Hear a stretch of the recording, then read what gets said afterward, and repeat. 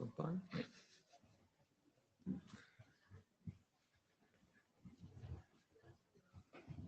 I think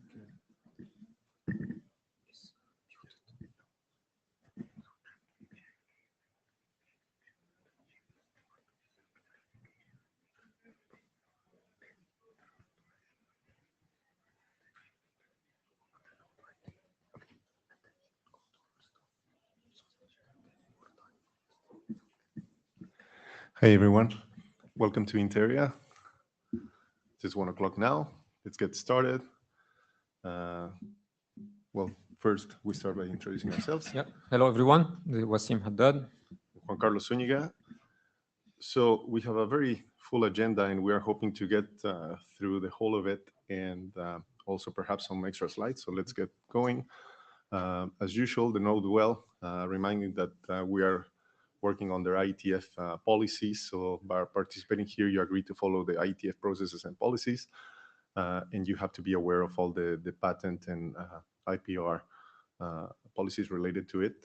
As a participant, you acknowledge that all your communications will be written, audio, video, and photographically recorded, and the personal information that you provide to the IETF will be handled accordingly to the IETF privacy statement. If you have any more questions or you want more information, please refer yourself to the best current practices on the screen. Also, please remember that we are acting under professional framework here, so we want to create and maintain an environment for everyone and identities to be treated with dignity and decency. So please do not engage in any harassment or any attacks or direct personal discussions here during the meeting. Let's keep this professional. If you believe that you have been harassed or someone else has been harassed, please direct yourself to the ombudsperson. And please do log on to Miteco for registering your attendance. We will also be respecting the queue as people raise their hand. And this basically is for all on-site and remote participants. The agenda, Miteco, and other assistance information. So let's move on quickly to the agenda. As I said, we have a very busy agenda. So if we want to do the bashing now, we start with the usual announcements from the chairs. Then we have Jen that will present 3 slides. Sorry, well, we have first Tommy presenting the proxy configurations, then Jen. We'll move on to Rolf on the stateless, Josh on the web proxy, Nate on the multicast, and then we have Human and Matt. Time allowing, we will probably get to Ron and David. We'll see how things go. As a quick reminder, please do send your requests for agenda items as early as possible, because sometimes it's hard for us to make sure that we allow everyone to attend and present. So we do our best at this moment. Yes. Note takers. Thank you. Thank you very much, Carlos Bernardos, for helping us. And as a reminder, this is a collaborative work, so please do check the notes and add your own comments on the code. All right, so a quick status update. We have right now the 3 items. So we'll have presentations on the proxy, the ICMP, the INTAREA tunnels was on the balance to be declared dead, and then we got a last-minute update. So we hope to see some advances on that draft. On the other hand, we have some drafts that will be declared dead by the end of this week. The list is there.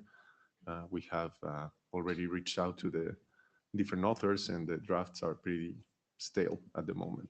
So not hearing any updates, they will be declared dead. Any questions or comments on the agenda, any bashing on the draft, etc.? Carlos? Carlos Bernardo, UC3M. On one of the drafts that are going to be declared dead, the one about the multi-hop wireless communication, if anybody else wanted to pick it up, that would be possible, or is not in the interest of the working group? Just question.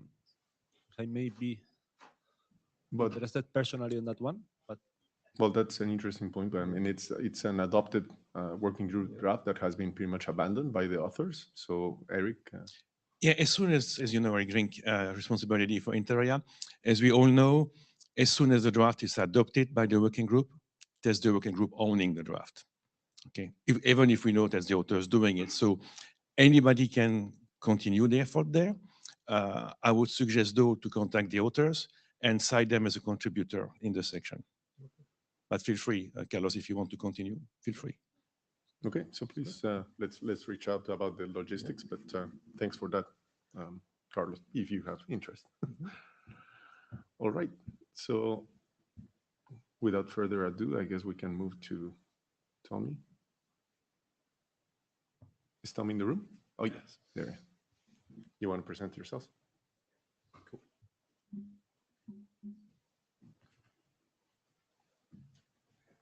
Can you approve this?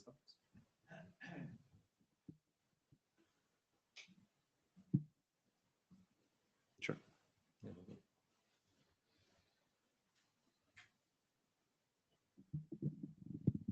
Confirm your selection. There we go. It's always so hard to remember to hit that button again. Okay.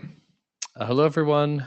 I'm Tommy Pauly from Apple, and I'll be presenting this on behalf of my co-author Dragana. This is a document we've talked about for the last couple meetings, and we're making some progress on it. So we want to get your feedback as we progress and get some input on some of the open issues. So this is about how we communicate details about proxies in the JSON format that's part of provisioning domains. So just as a quick recap here, what we're doing is we're reusing the PVD or provisioning domain JSON format that was defined in RFC 8801 to add support for communicating details about proxies. And this is serving different use cases. It allows you to have a known proxy name, and then you get to ask that proxy about all the different proxy protocols and details that it supports. This allows you to go from a name that's configured for a legacy HTTP proxy that may not be secure to be able to support more modern protocols, to be able to support things that are allowed to proxy UDP and IP and like stuff that's happening in the MASC working group. You can also ask about the configuration that a proxy has for which domains should be included or not. And then since PVDs also include information that comes from the network, it can be part of the RA and giving a hint to where the PVD is. This is a way to let the network advertise the proxies that are available and associated with this network.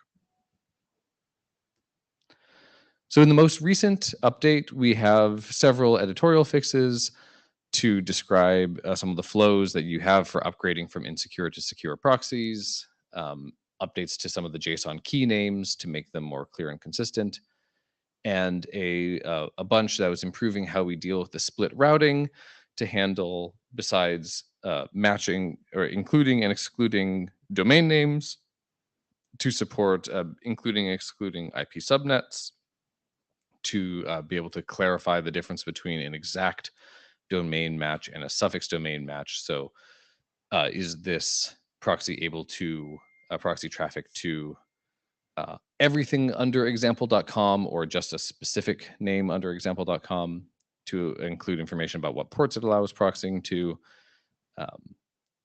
and also clarify that when you have exclusions, those can still be present even if you don't have specific matching domains. So you could say that my proxy can proxy everything other than these particular domains. And we think the engagement of others in the working group, such as Yaroslav, who were making some PRs to help work on this. So it's good progress here. So one of the reasons behind some of these recent updates is to make sure that we have a coherent and understandable story about what can be expressed in these particular proxy configurations via PVD compared to what a lot of deployments had historically been doing using pack files and pack files that may be discovered from the network with WPAD, et cetera.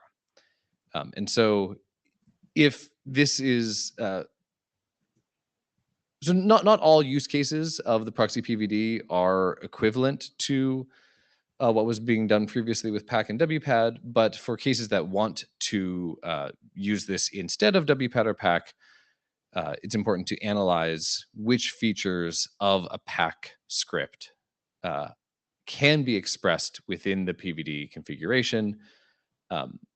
And so that's one of the things that we're trying to go through here. I'll note that it's not a requirement necessarily that every single thing that is expressible within the JavaScript of a PAC file and all the complex logic there needs to be expressible within the static format of the PVD JSON configuration for a proxy.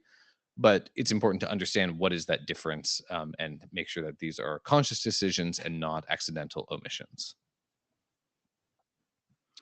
All right, so here I went through some of the broad categories of things that are in PAC files and trying to understand, what is the equivalent property that you would get in a PVD config.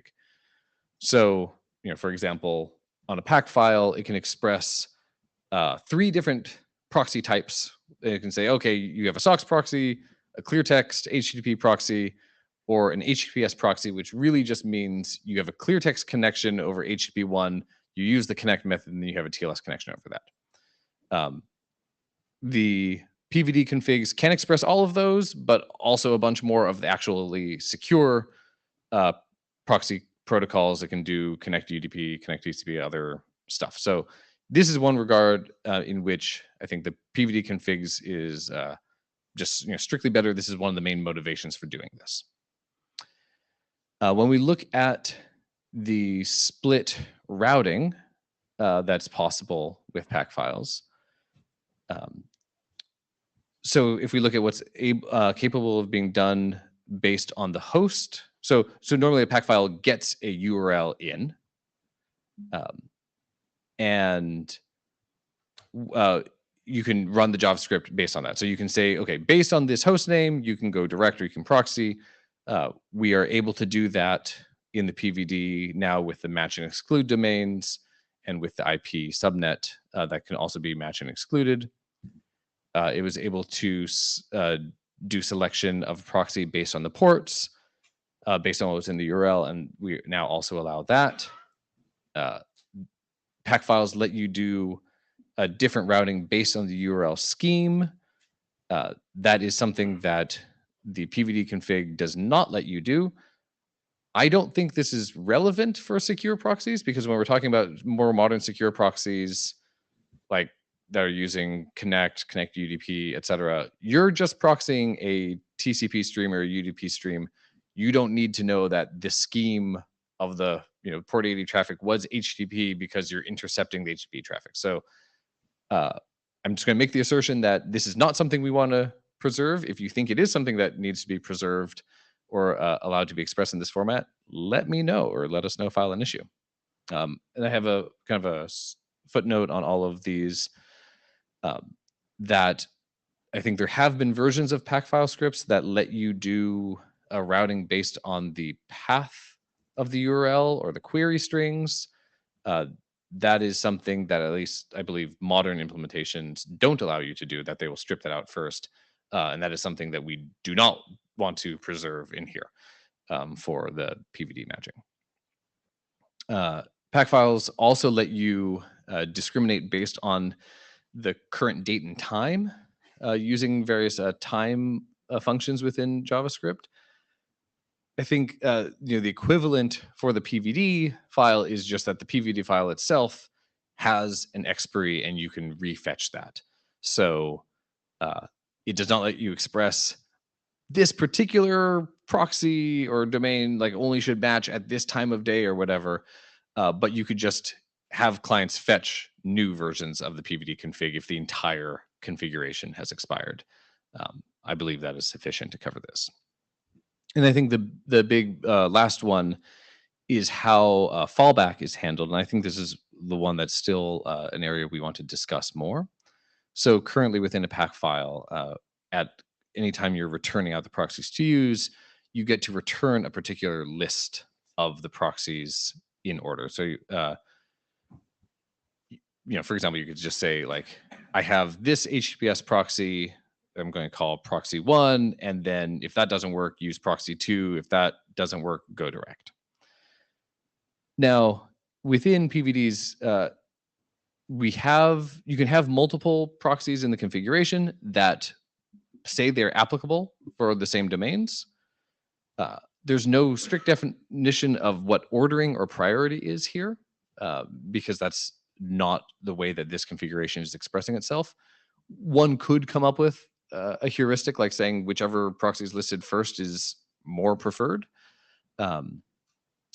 But there are certain complex cases that would not work for.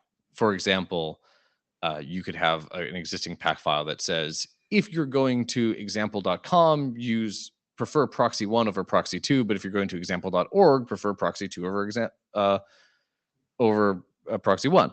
And like complex, very nuanced things. I think that doesn't really fit well into the current structure here. And if such preference was needed to be described, could be like a different array or dictionary table that talks about the proxies that are listed here and just says, and for these domains you prefer this. But I think that's slightly out of scope of this particular dictionary. All right, Josh. So for the based on scheme, so what about like FTP URLs? So if you're using like a connect proxy or a SOCKS proxy or connect UDP, like the fact that you're using FTP is fine. Like it can just proxy the TCP stream for FTP. It doesn't need to know generally that it is FTP. Now, right, this doesn't allow you to say, I want you to use this connect proxy for FTP, this one for HTTP, this one for, because like what used to have like Gopher and other stuff like. Right, yeah. If we see compelling use cases of like, oh, it's super important for people to know this, maybe we can consider it. But given that what these proxies are proxying based upon is just a stream of bytes, they generally don't need to know or care about the scheme of what's inside of them. Okay. Thank you. All right. So that was kind of like the checklist of parity. Then we have a couple open issues. Some of these we've discussed before. We just want to recap. So we have one issue and then a pull request that was proposing information about proxy authentication.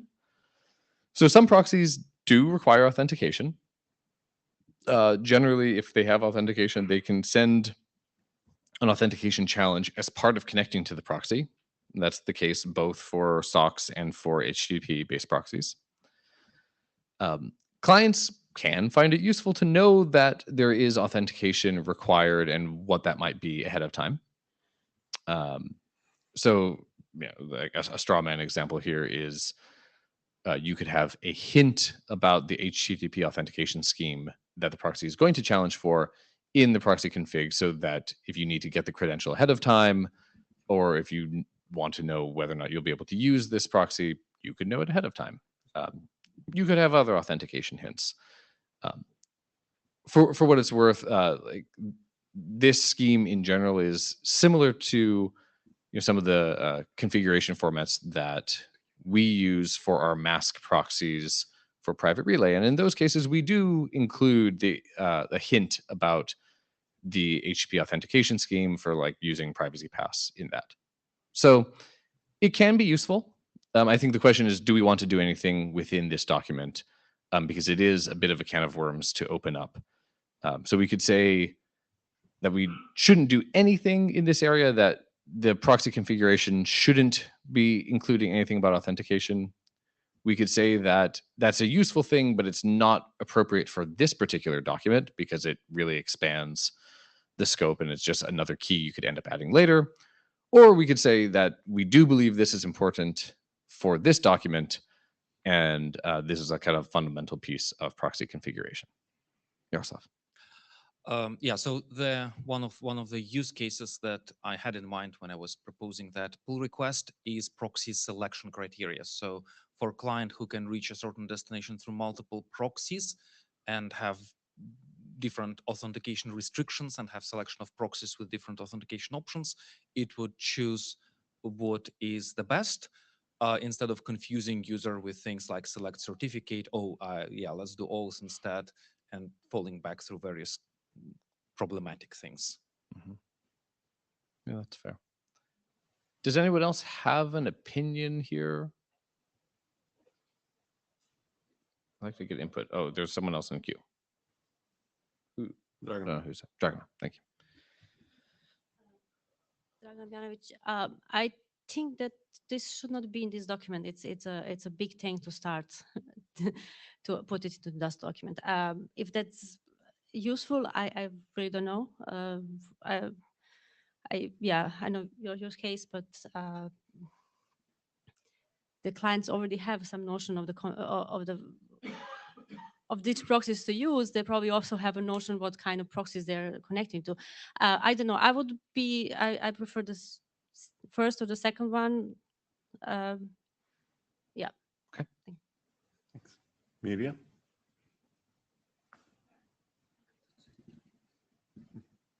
Yeah, cool. And I also feel it's a separate thing. I mean, like if you want this address this use case, you can test it and hide it from the user, right? You can just like try to connect to the proxy and then figure out what happens. So it feels like really a separate thing that we don't have to put into this document. Yep. Okay. And again, I think 2 is a viable option where we can just write another draft if that makes sense. And I believe the registry for keys here, doesn't require an RFC. So we just, have someone define what that key is once that registry exists. Okay.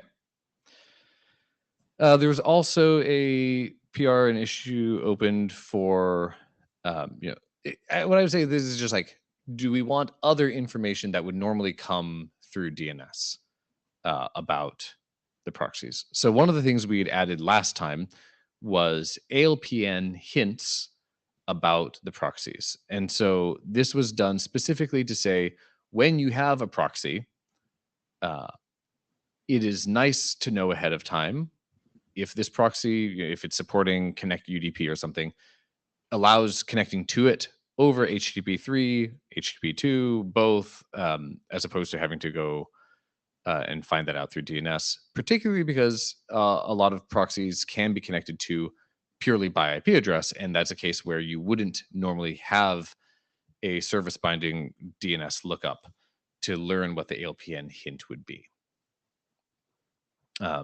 So I think that case we were fine adding in. That opens up the question of, are there other properties within SVCP records that could go in here? So one of the examples would be like the ECH keys. This one is a bit different because if you were talking, normally encrypted client hello would be used to protect the SNI. If you're connecting to a proxy by IP address, you don't have an SNI. In this case, you could essentially say there are just other things that where the client doesn't want to do the DNS query, and you could just give it more hints. But yeah, that's context here. Eric, please go ahead. Eric Venk is an individual contributor on this one. I usually hate when the same information can be fetched by 2 ways, because then you can get lack of integrity or coherence. But that's all. Okay, so you say no for yeah. Go. I would agree with that personally. Dragna? I'm actually coming to say the same thing. I agree with the comment from Eric. Yeah, it's going to be just inconsistency. But I'm not running this kind of operation network, so I cannot say. But that's fine. Yeah. Cool. Okay. Okay. I think that's it for that queue. And then I think this is the last slide. talking about very, very long lists. So anyone who has seen a lot of pack files, may have been scarred and horrified before by how long they can get. I certainly know for various split routing VPN configurations I've seen, they can get enormously long. So there is a question here for if we are listing, match, and exclude domains and IP subnets within the PVD JSON. This could get very, very, very long. Hundreds, thousands of entries of a very large file. So the question here is, should we be providing any guidance either to the people publishing these configurations or to the clients that are consuming it on how to handle this? So like we could have limits on the overall size. We could have guidance around how clients need to process it. For example, if I think the PR brought up, what if there's a case of a client that can't hold the entire list in memory? Do they just apply what they have in memory or not? Or like, do they just say you can't apply the whole thing? You have to ignore the whole thing. Should we say anything here? Since this is not a pack file, it's not being prescriptive about what you need to do. You could say if you're unable to download this thing, then you don't use it. What do people think, Josh? I think we shouldn't try to prescribe that. I mean, if you want people to use this as an alternative to pack files, like I think if you put that in the draft, like that would be a reason not to do it. Especially if they have one of those long things. Also, I mean, I would imagine that parsing a JSON file with that list is at least as easy as parsing the JavaScript file. Should be. That they're doing on every request, so it's still performance. So yeah, I mean, I think maybe, I guess I'm trying to think of like how would that come to a failure mode? Like if people were adding too many things and then like the JSON parser has trouble with it. Like, I mean, I think it just adds complexity to understanding the spec. Yep. Okay. Maybe. Yeah, cool event. So if there are no technical reason, I think it doesn't make sense. But is there a text surface maybe if you have like very large files or whatever? Maybe that's something to consider. I don't know. Like you load this and then your process crashes because you run out of memory. Yeah. I mean that's you keep downloading. that's this right. That's file always forever. a problem I don't know. that's possible to have, Yeah. regardless of this. Yeah. I don't know. That's the only thing I could think about. Yeah. Okay. All right. Okay. That's it for me then. Thank you very much for that. So we're a couple of minutes late. Yep. Jen? So let's have Jen. You want to share your slides or you want me to? Okay. Next Can you thing. do pro stuff first? If you can, if not, whatever is. Anyway, 2.5 drafts for the price of one. This is easy, quick stuff first. So next slide, please. Bill cannot be here. So some time ago, this group published extensions, new ICMP types to do probing. So you can probe interfaces for which you do not have actually direct connectivity through some proxy host. And vendors even implemented that. So everything was nice. But next slide, please. Apparently, text was not actually clear enough. And Bill tried 3 different implementations and found 3 different behaviors in the text, which was not clear. For example, how exactly ICMP extension checksum is calculated. Can we put some additional data into extended echo request? And do we actually need to include invoking packet into extended echo reply? And I think there are a few other things which were not clear enough. So implementers got creative. Next slide, please. So yeah, so You know the definition of insanity, doing the same slides over and over again, getting different results. It's the third time Bill presented it twice. Draft actually been quite stable. You can see the diff. So Bill cannot be here. So as an author of original RFC, I'm here. And next slide, please. I would like to ask the chairs and the working group to consider adoption unless there is any reason not to fix unclear text. So that's all for me. Thanks. Uh, Indeed, I think it's been presented and pretty uncontroversial. If there are no comments, I guess we can confirm this on the list. Who read the draft? We definitely need an adoption call, then people will read it. So please, 3. Okay. we can go to the next. And now interesting stuff. Which Well, this one was obvious, right? Nothing to talk about. which one is the next? Sorry. Extending node identification. Okay. Another draft which Bill wrote. So extended node ID. Again, you probably saw it. Yes. So problem statement first. Why? If you have a router which only has IPv6 addresses or a network where IPv4 addresses can be actually duplicated between routers, you might have problems with traceroute because traceroute would not give you any useful info. There are two actual slightly different use cases when it might happen. Here are the links, and the second draft will be the next slide deck. I'll try to talk about it as well.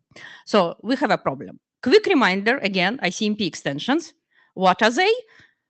You can take ICMP packet and in addition to normal content of the packet, you could put some extension objects. I really like term extension header when it applies to ICMP extensions because it creates a lot of confusion between IPv6 extension header and ICMP extension header.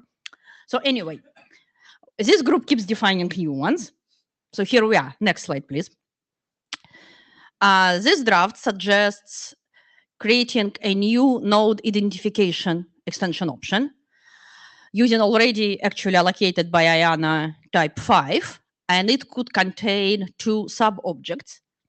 As per ICMP extension RFC, we can only add them to certain types of ICMP, which contains length field, because without a length field, you have no idea is it where the ICMP data finishes and where the extension starts. So next slide, please. Yeah, so first sub-object is an IP address.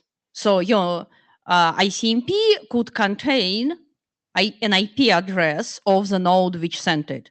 I mean, because that address obviously will be different from the IP source address of ICMP. So for example, your v6 only router can include v4 address here or vice versa. Simple, right? Next slide. Or you can include a name if you would like to put some additional node identification. Next slide, please. Yes, so this draft was adopted after Vancouver. The draft, there are some changes which were made on GitHub, but have not been submitted yet. So let me mention them quickly. So Bill is going to go through PRs later. So I'd like to hear opinions on those. So first of course, clarification in the text. So bits in C type, we start with bit number 5, which means IP address subobject is present and 6 name is present. The first 4 are unallocated because there is already similar RFC doing similar things, and we'd like the C type to be consistent so the code could be reused.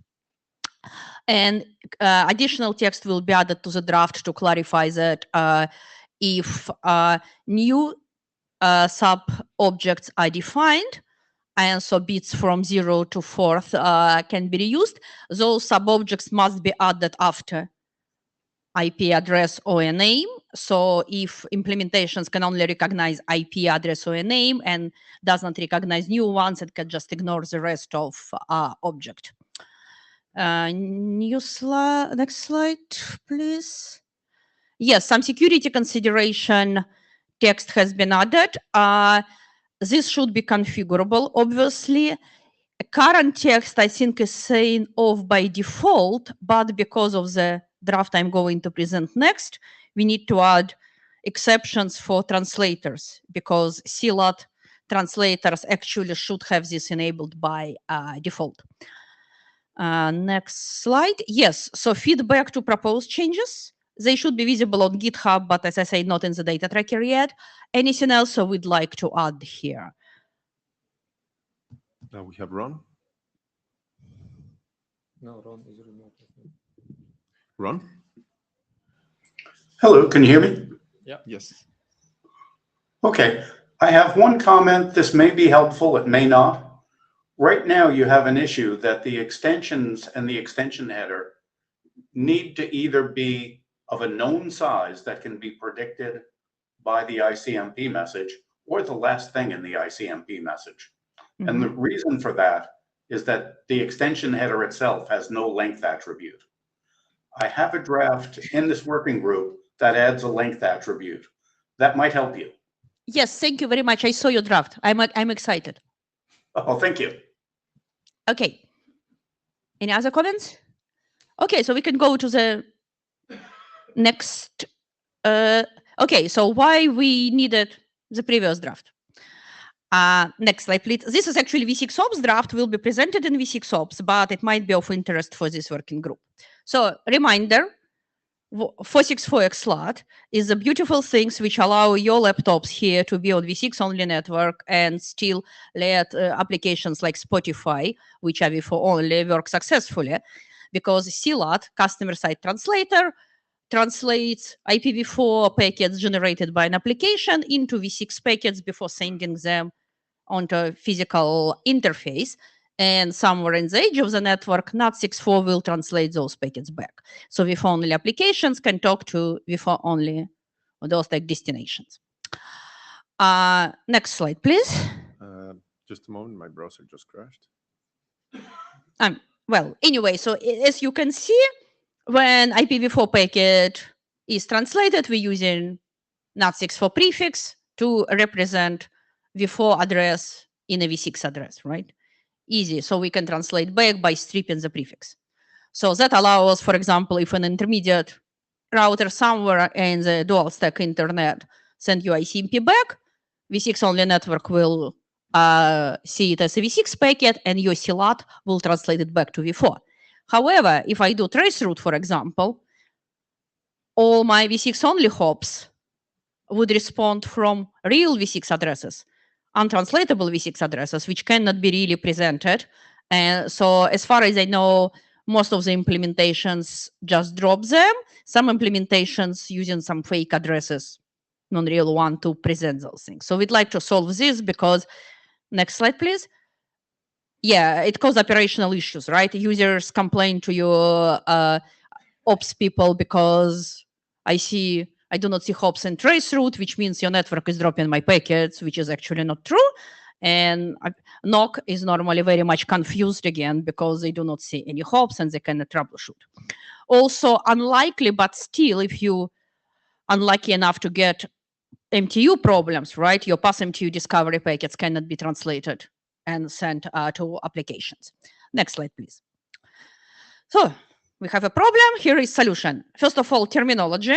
I'm lazy. I don't want to type long sentences. So I define untranslatable IPv6 address as a V6 address which does not match NAT64 prefix or doesn't have any explicit translation mapping. So when I say untranslatable, it means like real V6 packet address. Next slide. Yeah, so what is proposed? We're proposing to update 7915, which is an algorithm for translating IP and ICMP from V4 to V6 and back, to do two things. First of all, how to translate untranslatable and how to preserve the information about original V6 address. Next slide, please. So to translate untranslatable, apparently IAN already has a IPv4 dummy address allocated. So I think we can just instruct translators to use that 192.0.0.8 as a fake dummy IPv4 address in the source packets. Easy. Next slide, please. And yeah, Bill's work presented a few minutes ago comes very handy here because we can use node IP address subobject to use to preserve the information about original source address, right? So when a translator creates or translates IPv6 ICMP packet to v4, it could just insert original information and traceroute can use it. Next slide, please. So yeah, please read the draft if you are interested. So we're defining how to add extension structure and how to update translation algorithm. Next slide. Yes, so I think the main open issue currently, more like question to the audience, we currently put in a lot of details about how to do the translation, how to calculate checksum, and which order to do it. The main question is this object needs to be added before translating or after translation? So are we basically adding that object to IPv6 ICMP and then translate the result to v4? Or it could be added to result in v4 packet. Obviously, before it's easier, I think, to write the code because we still have all information. But if you're doing after the translation, that object can be added to ICMP v4 fragmentation needed, while it cannot be added to packet too big in v6 for the lack of length field. Or another option would be just define what we want to get as a result and do not specify the algorithm. I think that must be my last slide. Thank you. Thank you. Any Questions? comments, any feedback? How many people have read the draft? All of them. What- Comments? Okay, yeah. We can, the second one we can discuss in v6 ops, but for ICMP extension part, I really would love to move it forward because apparently I'm not the only one who wants to use it. So yeah, please read it, provide your comment. Let's move it to last call as soon as possible. Thank you. Thank you very much for that. Rolf. All right. Can you hear me all right? Yes. Okay, good. I'm back with reverse traceroute. There's the thing we want to clear up today or in the next couple of weeks after the meeting. We have two big questions left before moving the document forward, which is on the one hand, the encoding. So I think we all agree that we should use ICMP for the signaling part of the mechanism. So triggering a traceroute probe and reporting the results of that traceroute probe back. But we have two main options. There are sub options I will go into, but there are two main options. We can either use ICMP echo, which is ICMP codes 0 and 8, and for v6, 128 and 129, or use extended echo. So these are the two main options, but there are a bunch of sub options in the first one in ICMP echo, and I'm going to go into detail later on. And the second big question we're having is whether we should go stateless or stateful, or for the server side, right? So either have a stateless server implementation, a stateful server implementation, or let the implementation decide whether it wants to be one or the other. That is the second big question. And I have opinions on that and I will express them, but clearly it's I'm interested in feedback. Just as a reminder, so traceroute gives you the blue path up here, but in an asymmetric internet, you might have a different reverse path, and that's basically what we want to reveal with this mechanism. That's what it's all about. So let's go for the first question, the encoding bits. So this is a measurement, and this is I presented this before. So at the beginning, we wanted to know what ICMP type encode will go through common middle boxes today, and we tested a bunch of nut boxes. And what we did is we simply send different packets with different ICMP types and different ICMP codes through middle boxes and observe what will happen to those packets. And for type 8, which is the echo request, most of them went through, and not just the request went through, but the reply came back as well, even if we use different codes that have not been assigned today. So right now, ICMP echo uses type 8 code 0 for the request and type 0 code 0 for the response. They clearly go through. But new codes under that type will also go through to most middle boxes that we tested. only one filtered the response. So the request went through, but the response didn't.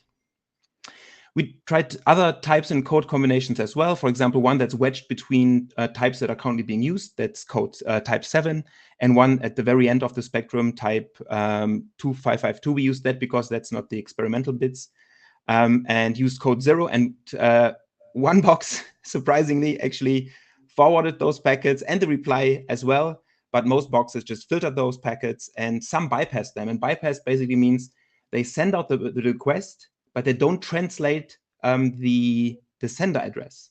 So the packet would go out on the internet with a private IP address as a sender. So clearly the answer will never make it back because you cannot answer a packet that has a private IP address as a sender. But those boxes would do that. That was interesting. Then Ron correctly pointed out that you cannot use multi-part messages on ICMP echo, as of now at least. And he suggested using extended echo. So we did the same experiment, but we have more boxes now. So we tested 23 NUT implementations. And we have to be a bit careful here because extended echo was specified in or published as an RFC in 2018. And only 6 of those 23 middle boxes were manufactured after 2018. But none of these 6 boxes actually support extended echo. So it would all filter those packets. But let's look at the results. So from those 23 middle boxes that we tested, 1 middle box forwarded the request and the response. But that middle box was from 2014. So that was 4 years before the RFC was even specified. And we don't know what this box does to actually do that, what it looks at, but it actually worked. Then 1 box filtered the request and forwarded the request, but filtered the response.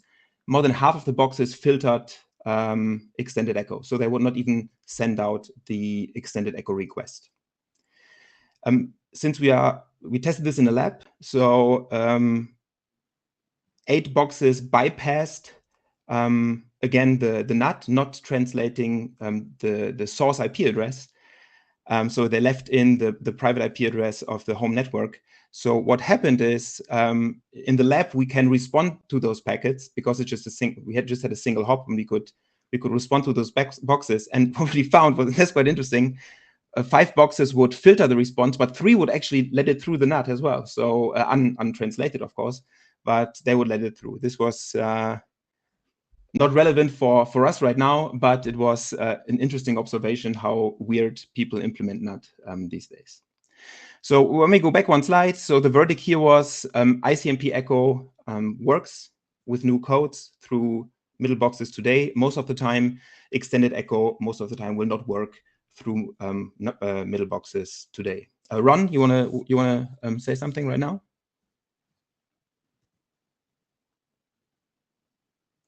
Ron? Yes, I have 2 questions for you. Actually, I have many questions for you. The first is, should we never add a new ICMP message because legacy middle boxes cannot deal with them?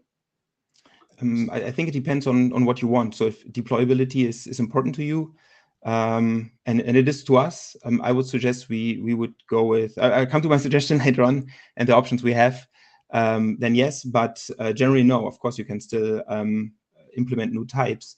But so I don't quite if you're understand behind the the NUT, answer to your question. To the question, is the answer we should never add another ICMP message? I wouldn't say that, no. That's not the conclusion. Why not this one that we added many years ago? So the consequence will be that it will not work for a really long time on today's internet if you are behind a NUT. That's the consequence. That's true. It won't work until people change the way their middle boxes work. Or if they deeply care about the functionality. A middle box that is not extensible doesn't seem to be something we should be encouraging. The next question is about backwards compatibility. What happens when a device that is not reverse trace route aware receives one of these echo packets? Yes, so we tested that. We presented that before at a different IETF. We sent those packets to I think 10 million hosts on the internet, and of which I think 1 million replied. And so all of them should. No, because a lot of these IPs aren't either used or so we randomly pick IP. So let me put it this way. So we picked 10 million IP addresses at random. We sent them a ping. And when they responded to our regular ping, then we sent them these special messages because we know like regular ping will reach them. There's something, right? And they would respond to our packets, and most of them would just respond with an echo reply. And we can discern the two. Does that seem like a good thing?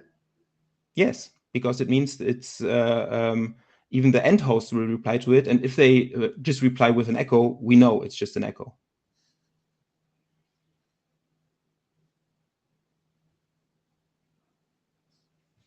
Well, I guess, we can agree to disagree here. Sure. Thanks. Matt? Yeah, I was wondering how important it was to, I'll say, trade off an optimal design to enable traceroute through NATs, when in fact most of the people who are using reverse traceroute probably care most about the public internet. That is, there's a user community, ISPs and such, that really care about public side addresses only. And trace routing inside of a NAT is secondary to most of those users. I guess I would advocate doing the strongest solution, the extended headers, and working on getting them deployed in NAT rather than. Yeah, maybe I should show all the options, then we can discuss about the options, because we haven't seen all the options yet. Okay. Thanks. Eric? So Eric Ving, no head on this time. I second basically Matt and Ron, right? So we should use extended echo. More other questions. It's obviously on IPv4 NAT box. Did you try IPv6 CP routers and see what's happening there? Not yet. Thank you. We'll actually add this to your to-do list. Sure, we can do that. Hopefully in IPv6, we don't use NAT anymore. All right, let's go on. So this is basically the options we have. We can go left and use extended echo and then lose a lot of the deployability benefit. We can go left to use regular echo with new codes. And then we have three options in there. So we can, and even RFC 488.4 already says that ICMP echo is easily extendable, which is true because there's just payload in there and we can do whatever we want with that payload. So we could define a new header inside of there, basically, a new header structure. We can hand roll our own TLV so it becomes extendable. That's the second option. But we do have RFC 4884, so we could use also the multipart messages in there. We need to define it and allow it, but we could do that as well. But my personal choice would be to go the echo route and then either allow RFC 4884 multipart messages in there or hand roll our own TLVs. That would be my personal preference. Ron, do you have a question? Yeah, sorry to come back to the mic twice. Let me ask one more question. We've decided that it's okay to use the echo message and give it a well-known semantic, the semantic of reverse traceroute. What happens when someone else does the exact same thing, gives the original data another well-known semantic? How do you keep them from crashing into each other? We use a different code, so we define new codes for those types. So reverse traceroute will have distinct codes. Okay, so in your draft someplace you have IANA considerations where you'll set up a registry. Okay. And if someone a legacy just happens to trip on one of your registered codes, well, it'll get something strange back. But that's generally true, right? If you use something that has not been specified before. If a legacy sends just random stuff, it expects to get the same random stuff back. But then it sends random stuff that just happens to be one of your codes. But now the code is in the yeah, okay. So it's the ICMP code. It's not a code inside of the payload. It's an ICMP code that you have to register with IANA. Okay, and this code, what does the legacy think of it? Does it even look at it? So as I said, I think we're running out of time. So as I said, we did a measurement, and so that basically most of the hosts on the internet will just reflect it. Okay, we're running out of time. But for legacy hosts, we tested it. It's fine. It works. And so we can either allow RFC 4884 on ICMP echo with the new codes, with the new ICMP codes. That's important, right? It's the ICMP header. It's not in the stuff we add where it now says just data, right?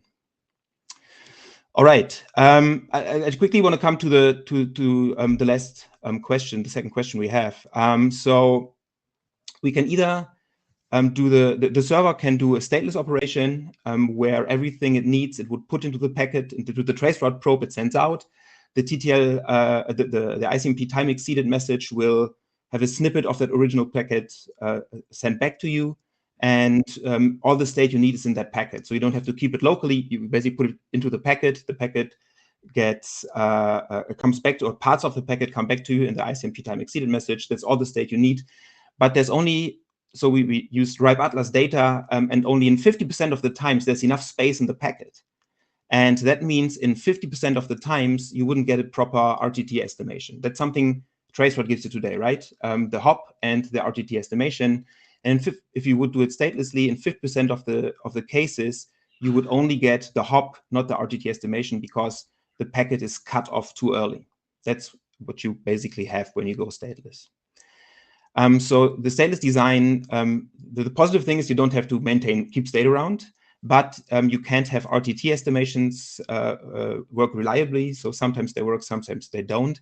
And you can't have fancy functions. So some people came to us and said, what they would like to have is that you can trace somewhere else as well. So you send a packet to somebody, and that packet will basically find out the path from that point, from the server to some other place in the network. It's a bit like, I sent it on the mailing list, it's a bit like, is this website down for me or everyone else? This website where you can go, that somebody else checks whether a website works for them from their point on the internet, or if it is down for your part of the internet. That's something similar we could do here. I call this fancy functions because there's probably something more we can do, but there's not enough space for it in the ICMP time exceeded message.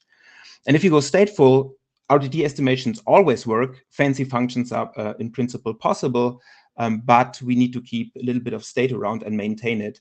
But it's not a lot in state management. I think it's something that is doable in 2024. So our suggestion would be that the implementation basically decides whether it wants to be stateful or stateless, because the signaling is the same. The signaling, so the thing that we standardize primarily, that will be the same, and the server implementation can decide whether it should be stateless or stateful. That is our suggestion. Keep implementers or treat them as adults. Okay. Thank you. So we are out of time. Matt, you have a 30-second question. Quicker than that. Did you consider any schemes where the state was carried in the packet? For instance, ignored hops, an ignored hops counter. We haven't thought about that, no.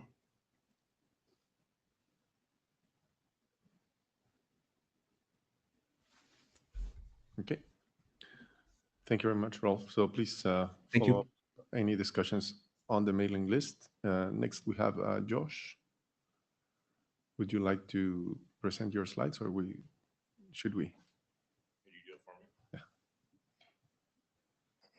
To train myself on that, I'll do that with the phone. No worries.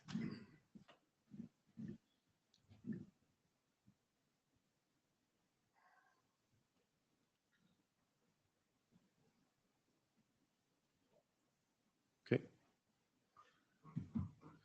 Okay, so in Vancouver, I presented. I can do back one. Is it? Sorry. Wait, what? It's moving. Oh, does this button do something here? No, just Okay. tell me where. All right, that's good. Yeah, so in Vancouver, I presented the first version of a sort of updated WPAD spec. This would potentially could be alongside PVD, as that replaces PAC.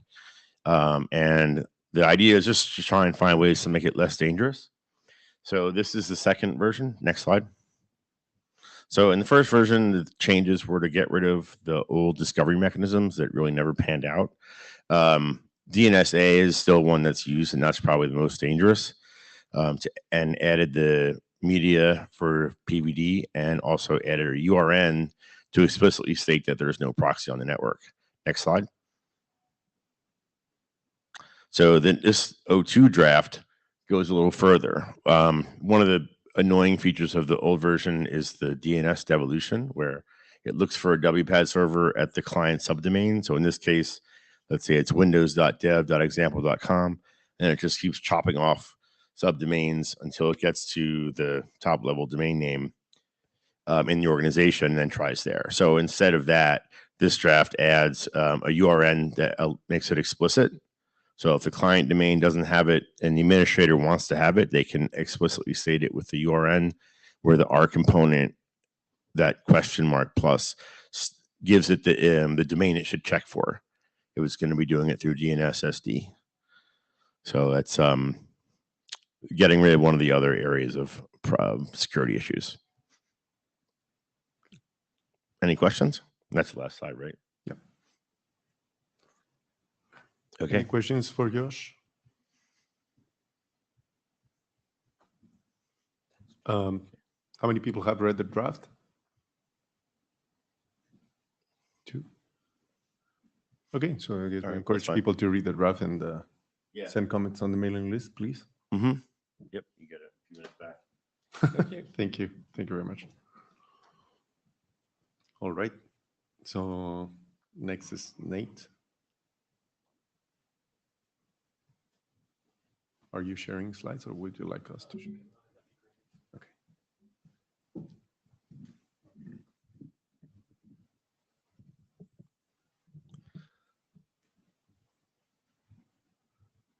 All right. My name is Nate Karstens. I'm from Garmin and presenting on behalf of Stuart Sesher and Mike McBride as well. So I sent this out yesterday to the mailing list. It had previously been discussed on the PIM working group, but we're not quite sure that that quite fits the charter of PIM. So we're seeing if INTAREA is a better fit for it, and that'll probably be the first question we have at the end of the presentation here. Next slide. All right, so to get into why multicast application ports, we have to first talk a little bit about how unicast traffic works. With unicast traffic, the port is used to demultiplex different applications coming in. So the port numbers, that's what you use to demultiplex those. So traditionally, each application protocol was assigned a unique port from the IANA registry. But because port assignments are a relatively scarce resource, there were other technologies that were developed to make that better. So, and then also when you're running two copies of the same application on the host, the static port assignment struggles a little bit. So if you've got 2 HTTP servers, you might have to use virtual hosting instead. So kind of the best way that we found as a community is using a dynamic port and advertising it using DNSSD. And that's reduced the need for the static port assignments. Next slide, please. So with multicast, it's a little bit more complicated. All hosts on the network or in the multicast group have to have the same port available. If just one of them does not have that port available, then it's not able to receive that traffic. So it's really hard to coordinate that without some sort of global static port assignment. But what you'll note is that with multicast applications, they don't need ports for demultiplexing. The multicast group itself already indicates the application. So multicast traffic, the destination port field is basically redundant. If a multicast packet arrives at a host, the host should use it. Next slide, please. So there's different types of multicast addresses out there. There's the fixed addresses, which you can register for using the IANA, IPv4, and IPv6 multicast address space registries. There's also dynamic addresses, RFC 2730, which is MADCAP. That's kind of a centralized way of doing it. The PIM working group has also adopted 2 documents for dynamic assignment. There's a zeroconf MDNS based one, and then there's another protocol called GAP. Next slide, please. So the proposed solution that we have is to assign UDP ports specifically for use with multicast applications. Our proposal right now is to use 49, 150, and 151. Those are the last two ports of the user port range. And those consecutive ports are to support RTP and RTCP applications. What conformant applications would have to do is to set the SO reuse adder or reuse port socket options to share that port with other applications running on the same host.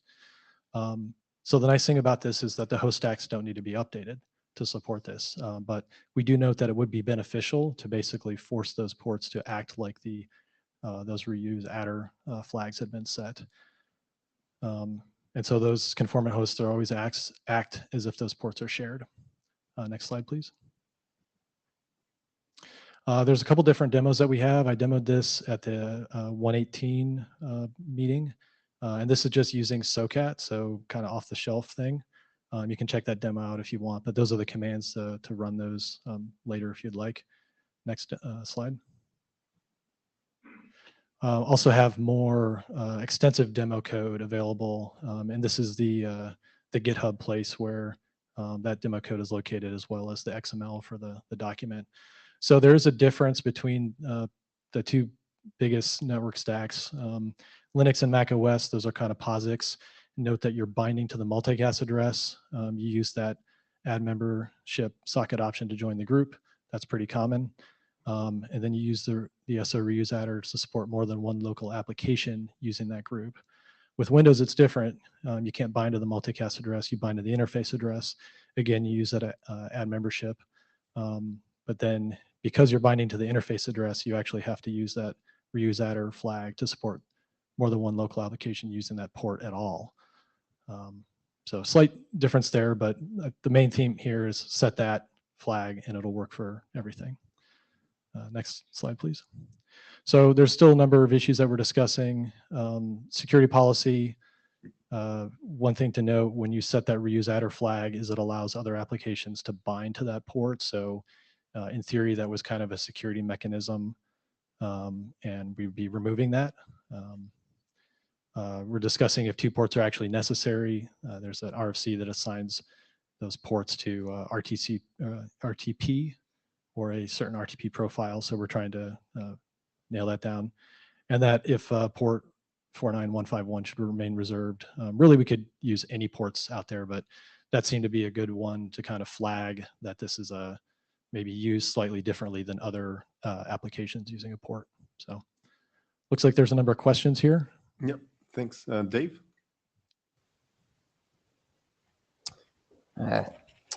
Thanks. I think this is a great idea. I agree with it, assigning two adjacent ports. So it looks great. However, no, you can't have 49150. I already assigned that one. It is not unassigned. It was assigned back in 2017, so you cannot use those two ports.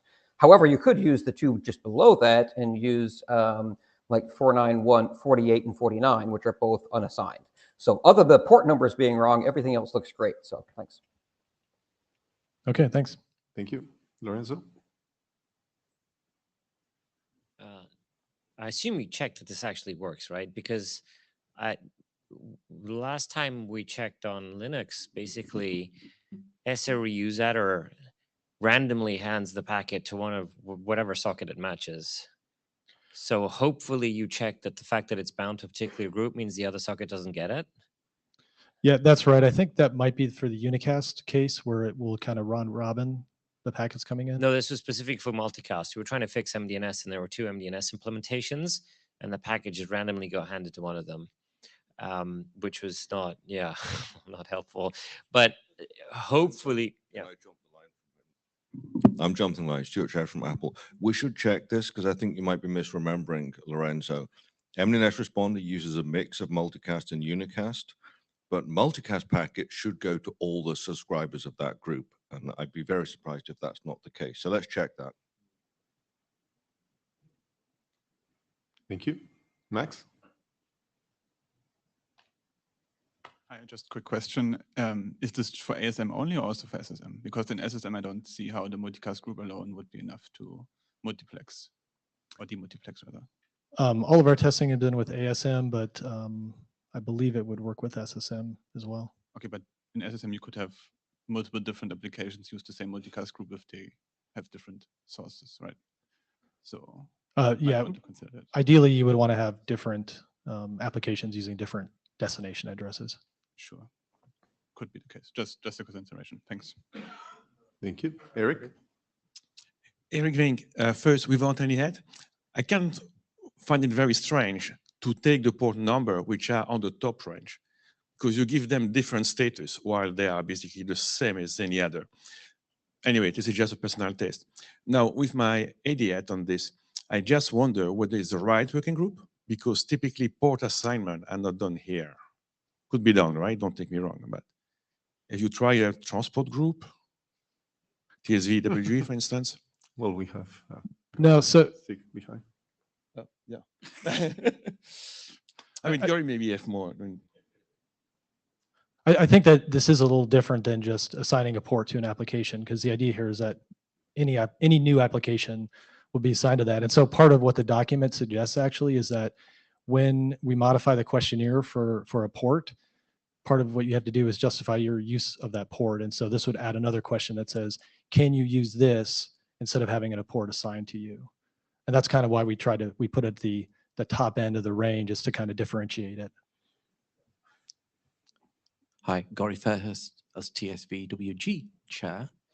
But the first thing I say, have you spoken to the IANA ports team? Because they will have opinions on how you use ports, and you should probably talk to them about the range, talk to them about the usage. And yeah, if you really need a RFC to do this, then I think TSVWG might be good, but think about the multicast bits here first, because this would be the right place to do the multicast specific bit. Thank you. Yeah, so IANA did reach out, so we've been emailing with them, so thank you. So we're over time, but I'll let the three speakers give a 30-second, please. Yeah. Okay, thanks. Stigmanas, I think this is a great idea. We have been discussing this in PIM for a while, but it's probably not the best home for this work. For talking about SSM, I think that should work just fine. So this proposes the multiplexing on the group address. If it was SSM, you would just use the source and group to demultiplex. Thanks. Stuart? Stuart Cheshire from Apple, one of the co-authors on this. I want to thank Nate for picking up this work and running with it. Years ago, I made a comment in passing that there was a mistake in IP multicast. The destination group or the source comma group is all the information you need. And I wish we'd defined a new protocol called multicast datagram protocol that just didn't have port numbers in it because they're irrelevant. But that was sort of a PhD student rambling about how the world could be. Clearly, that's not deployable. It might have been in when we designed multicast, but too late. And Nate came up with this idea, well, why don't we just basically stick dummy numbers in the port field? It's 4 wasted bytes in the header, but so be it. And then use SO reuse port to make those a no-op. Because if 2 different applications are using the same multicast group, that is misuse of multicast, because you're using all the machinery of the internet to deliver packets to this host, and the kernel then throws them away because the port doesn't match. You really don't want unrelated applications colliding on the same multicast address. You're missing the point of multicast if you're relying on the port to do the final disaggregation. So this insight that we can use SO reuse port, assign a couple of fixed boilerplate numbers, and then we get multicast the way it should have been in the first place. Thanks. Miriam? Mia Kulevin, I just want to note that for getting a port in the user range, you don't actually need an RFC. So maybe there's a faster way. But if you actually want to change the port registration process, that definitely has to go into TSV working group. Yeah, I think publishing it as an RFC will make it more accessible to people too, rather than just some node in the port registry. Okay. Thank you. Thanks, everybody. Thank you. Thanks. Next is Human. Are you sharing, or do you want us to share? If you can share. Okay.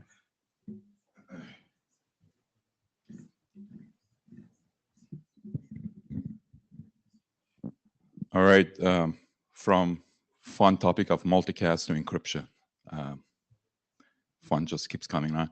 So this, this is, I just want to make sure that there are a couple of cautions before I start going through these slides. Number one, we are not trying to change the world here.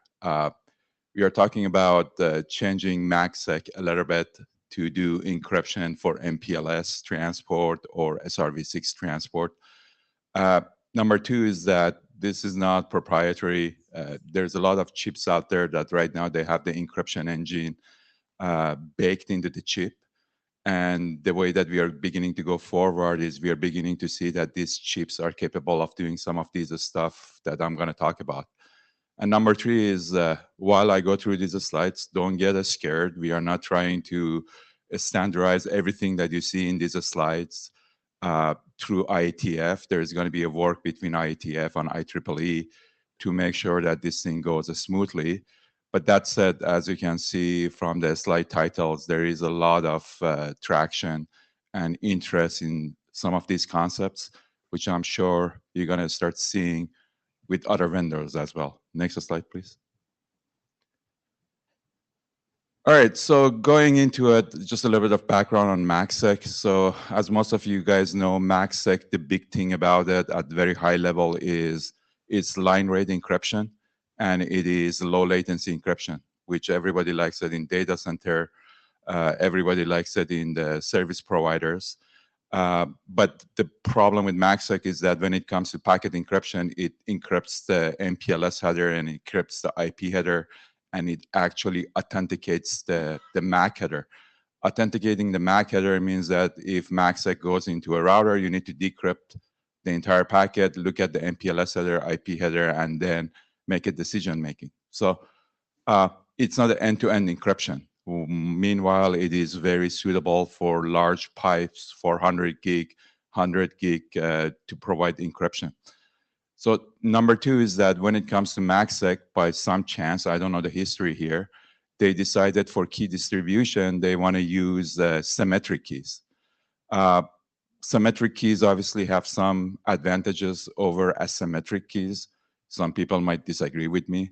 But basically what that means is you need to go on the two end of the routers and put in a pre-shared key on both ends, and that's going to grab the encryption secret and secure it via these pre-shared keys and do the key distribution via this MKA, which is MACsec key agreement from one router to the other router. Next slide, please. So we are trying to modify, not trying, it has been modified, these MACsec engines, so we can actually program the authentication and encryption offset. So what that means is that literally we can put the MPLS label stack into clear. And as you will see, when you put the MPLS label stack into clear, you can have a payload that is encrypted with AES 256 or AES 128 with the MACsec engine. So you're going to have the IEEE sec tag to identify that flow for decryption. But then you can shoot that packet through a MPLS network and actually switch it through the MPLS network until it gets to the other router, ILER, if you will. And that guy looks at the sec tag header and it says, well, yeah, it's something that I need to decrypt, and it decrypts the packet and the payload comes out. It's as simple as that. We are using the MACsec engine again. We haven't changed anything. It's just the way that the new chips are being designed that they can actually program that encryption and authentication offset. So where is the traction coming from? When it comes to federal, there is a lot of worrying out there that our traffic, if you will, our most valuable traffic might get cached by other entities, and then they can decrypt it, and all our secrets will come out. So they want an end-to-end kind of encryption that is very low latency and very high bandwidth type of encryption. Next slide, please. So what we did is that mucking around with some of these new chips that are coming into the market, we were able to put the MAC header into clear, not run authentication over the MAC header. We were able to put the labels into clear, meaning that any LSR router is capable of swapping the labels. We were able to put IPv6, IPv4 in clear, meaning even SRv6 now is going to be capable of being encrypted via this MACsec engine. And while doing all this magic, we were able to use the MACsec technology. Nothing changed on the encryption engine with the IEEE 802.1ae SecTag header to come up with a single protocol or a single standard that is doing line rate, low latency encryption at layer 2.5 MPLS, at layer 3 IP, or even at SRv6 by putting the SRH into clear. And obviously the same engine can do the previous MACsec encryption that was happening. But one thing that we kind of started realizing is 2 points. Number one was when it comes with encryption, any encryption, you need to identify that encryption flow on the decrypting router via a identifier, if you will, to actually find the key and to decrypt it. So the encryption engines, MACsec encryption engines already have this concept into it. They call it the SCI, which is the security channel identifier. It's, if I remember correctly, it's a 4-byte identifier. So right now in MACsec, it's using the MAC address and a port ID to identify the flow and find the key to decrypt it. Going into IP MPLS, and this is one part that I think we need to work in IETF to standardize. We need a brand new identifier, right? You cannot use the MAC address and the port ID to identify MPLS flow or IP flow or a SRv6 flow. So we need a new identifier that we kind of need to agree when it comes to the IP MPLS domain, that what that identifier is going to be to uniquely identify that encrypted flow, find the key and decrypt it for MPLS and IP. So that's number one. And number two, MKA is a layer 2 beast, meaning that MKA is usually goes over IP over LAN, that there is an ether type. We do not want to reinvent the wheel for key distribution. We want to bring that MKA into the IP domain too, so we can use it to signal the key from one PE to the other PE, or from one router to the other router where the LSP is initiated and the LSP is ended. Next slide, please. So I already talked about this. So what this is going to give the world is that you're going to use a well-known protocol or a standard, which is the MACsec standard, and you can start encrypting your MPLS flows uniquely with the unique key. You can start encrypting even services. Like you can grab a VPRN or a EVPN, and you can identify that service uniquely and just encrypt that service. That's one of the things that we are doing. So you can use this technology to start bringing all this encryption flow via the MACsec and a single chip to the routing world. Next slide, please. So here's an example of the MPLS encryption. So as you see, we are putting the MPLS label into clear for segment routing. If you want to go from PE1 to PE2, from PE1 to PE3, PE3 node seed is 102. Basically, we grab the packet, we encrypt everything, including the VC label, the service label. We use the MACsec SecTag, and we just put the label into clear by programming the chip saying that your authentication and your encryption offset is after the label, and your encryption offset is after the VC label. So you have an encrypted MPLS tunnel now going from PE1 to PE3, and you can do the same thing from PE2 to PE3. Next slide, please. And with the same token, as I said, it's one thing to encrypt. The next thing is how do you do the key distribution for this type of encryption? And that's the part that we think that it belongs to IETF. So basically what we did is we grabbed the MKA PDU. MKA has been out there for decades. We didn't change anything in it. We did not even rewrite the code. We already had the code in the stack. And what we did is the segment routing. We figure out the LSP.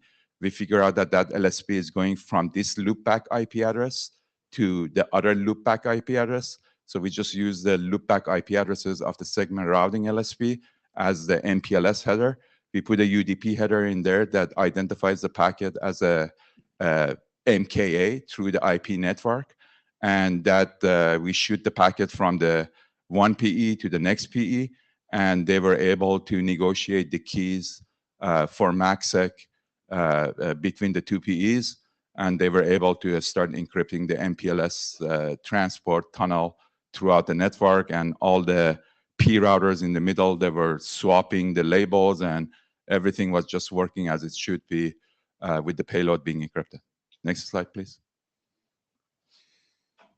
So what are we trying to do in IETF after all this explanation? So one thing that we are trying to do IETF, as I mentioned, is that security channel identifier. Again, as I said, there will be chips out there off the shelf that is going to be able to do this. So you're going to start seeing that, more requests for this is coming in. So it's a good idea to come up with the collaboration to see what that SCI, security channel identifier, is. That's number one. And number two is we want to put the MKA over IP UDP. There needs to be some explanation that, which part of the MKA payload goes over IP UDP, like, the EAP over LAN, the MAC header should be removed, and we should start putting the MKA from this offset over IP UDP. So these are the two concepts that we want to work in IETF, and the rest of the stuff that I talked about, those are IEEE, which we're gonna start coming up with some minor tweaks into the MACsec to make this whole solution work end to end. That's basically it. Any comments, questions? Yes, David. David Lamperter. So you show the MACsec header for the actual data flows on top of IPv6, IPv4, MPLS, everything. Is there already documents describing those new whatever you do to do that, or? No, that's the fun where it begins in IEEE. Okay, I think this needs to progress simultaneously to some degree. I don't think it's useful to specify MKA over IP without knowing what the actual data flows that go with this look like. And the other thing is you're using IPv4 addresses in your example. Can you please do this with IPv6 instead? Yeah, sure. No problem. Thank you. Thank you.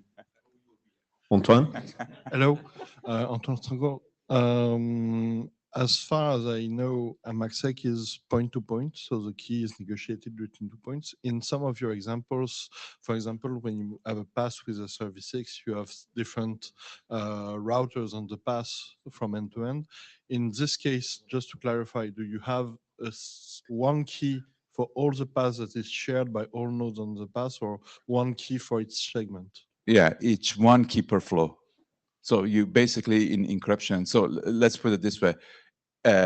In segment routing, for the MPLS segment routing, we have one key for a LSP that goes from loopback 1 to loopback PE1 to loopback PE2. If you do flex algo, you have multiple loopbacks that each LSP starts from each loopback. So each one of those loopback going to get an MKA of its own, and it's going to get its own key. Okay.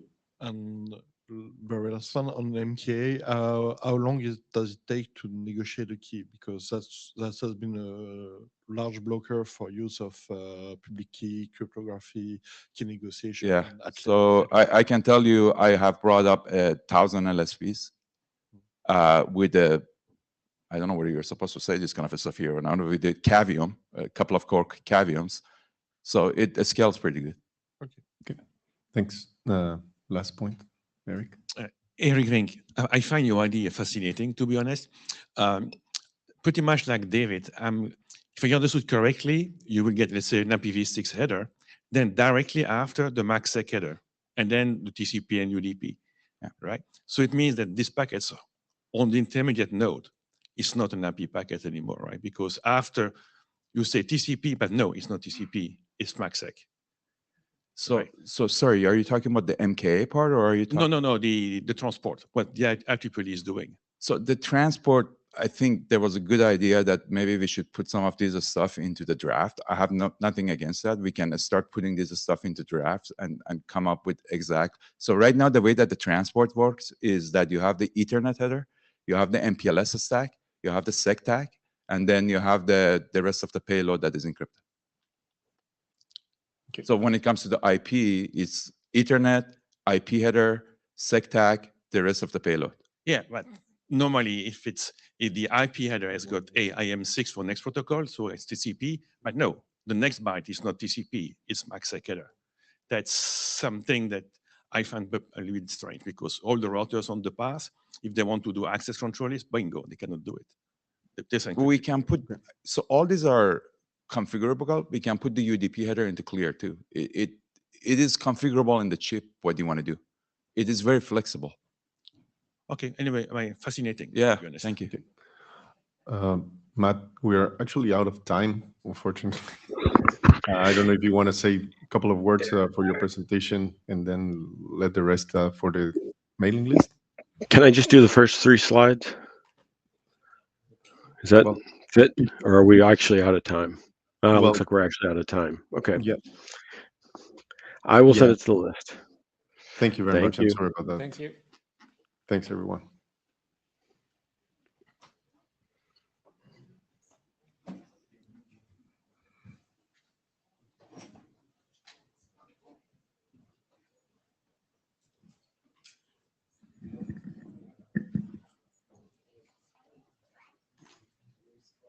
I like touching people. I know, but this time, I mean.